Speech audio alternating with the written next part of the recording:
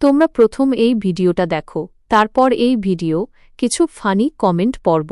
তার নাম রে হায় আমার দিলে বিলে লিখে দেব, যার নাম রে সে আমার